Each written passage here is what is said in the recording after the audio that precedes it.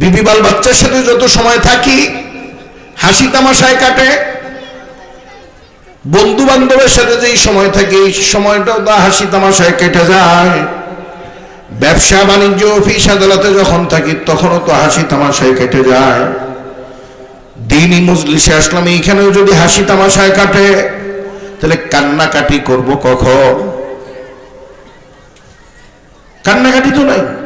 অথচ আল্লাহ তাআলা বলেন ফালিয়াদহাকু কলিলাও ওয়ালিয়াবকু কাসীরা, বান্দা বান্দি কম কম হাসবি, বেশি বেশি কানবি।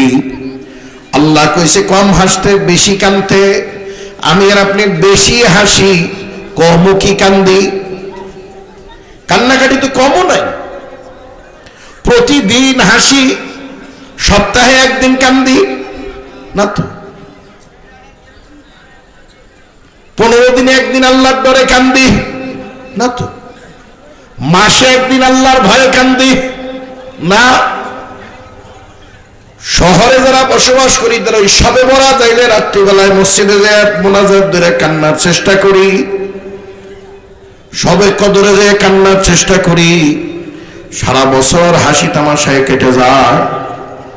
আল্লাহ কইছে কম কম হাসো, বেশি বেশি কান্দো। ওয়াজে এসেও যদি হাসি তাহলে কাঁদবো কোথায় যায়? আসামি তো হাসতে পারে না। আসামি কি হাসতে পারে? আসামির মুখে হাসি মানায় না।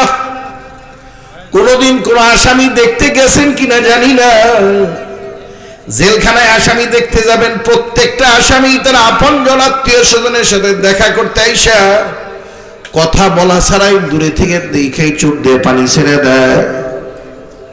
তাহলে আমি আর আপনি দুনিয়ায় বসবাস করতেছি, নামাজ না পড়ে আসামি হইছি, মিথ্যা কথা বলে আসামি হইছি, গীবত শিকায়েত করে আসামি হইছি, দাড়ি কামাইয়া আসামি হইছি, ওজনে কম দিয়ে আসামি হইছি, বেগানা নারীর দিকে তাকাইয়া আসামি হইছি, সিনেমা দেখে আসামি হইছি, তাস আর জুয়ার আড্ডায় বসে আসামি হইছি।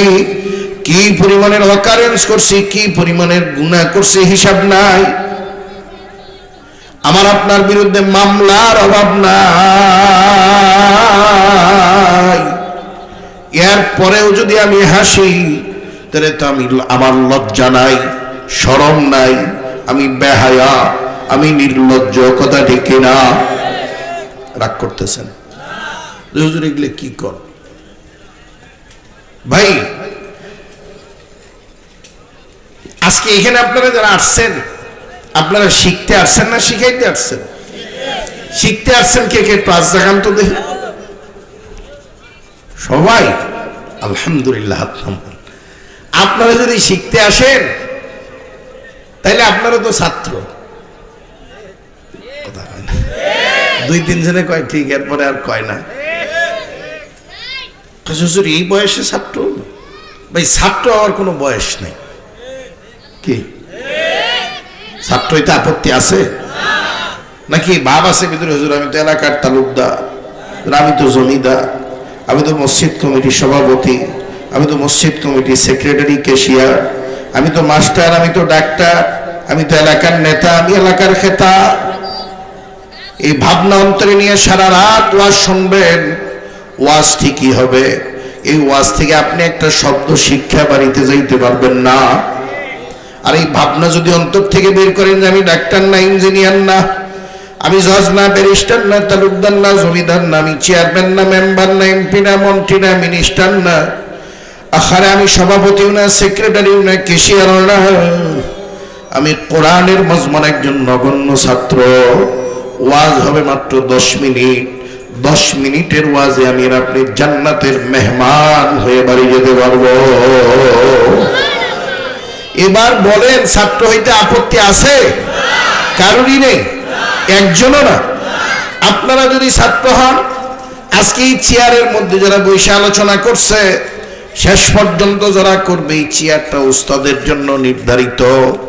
আমি বেশি যোগ্য না, আমি অযোগ্য মানুষ, আমার চাইতে যোগ্য মানুষ এখানে অনেক আছে। কিন্তু এরপরেও এই চেয়ারে আমি জোর করে বসি না, আমার দাওয়াত দিয়ে না বসাইয়া দিছে। কথা ঠিক কিনা? যেহেতু বসাইয়া দিছে, যোগ্যতা থাক আর না থাক, যেই কয় মিনিটেই চেয়ারে আমি বসা আছি, এই কয় মিনিটের জন্য আমি আপনাদের উস্তাদের মতো মানতে আপত্তি আছে, মানতে নারাজি আছে? সবাই মানবে? কারা কারা মানবেন একটু হাত জাগাইয়া দেখা। সবাই? আলহামদুলিল্লাহ।